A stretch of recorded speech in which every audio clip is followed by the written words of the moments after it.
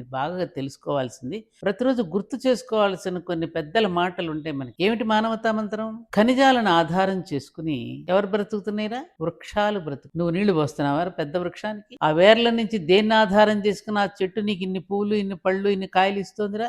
ఏళ్ల తరబడి, సంవత్సరాల తరబడి నీకు ఇస్తోంది మామిడి చెట్టు. నువ్వు పోస్తున్నావా నీళ్లు? ఎవరిస్తున్నారు? దాన్ని ఆధారం చేసుకున్నది మనకు పళ్ళుని ఇస్తోంది కదా. దాన్ని ఆహారంగా చేసుకుని వృక్షాలని జంతువులు బ్రతుకుతాయి. కొండలెక్కి మేకలు ఇళ్ళన్నీ తినేస్తున్నాయి మొక్కలు. వాటిని ఆహారంగా చేసుకుని జంతువులన్నీ బ్రతుకుతున్నాయిగా. ఆ వెళ్ళి మేసొస్తూ మనకు పాలిస్తోందిగా. ఆవు గడ్డి తిని మనకు పాలిస్తోంది. మనమే గడ్డి తినిస్తున్నాంరా.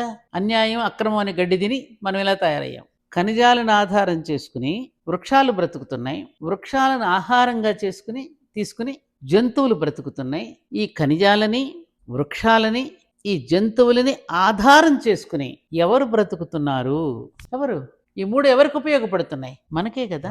ఈ వృక్షాలు లేకపోతే, ఈ జంతువులు లేకపోతే, ఈ ఖనిజాలు లేకపోతే నీ మనుగడేది? మరి ఈ మూడింటిని ఆధారం చేసుకుని నువ్వు బ్రతుకుతూ ఉన్నప్పుడు నువ్వు వీటి పట్ల కృతజ్ఞతగా ఉంటున్నావా, కృతజ్ఞతగా ఉంటున్నావా? Think it over. ఆలోచించు.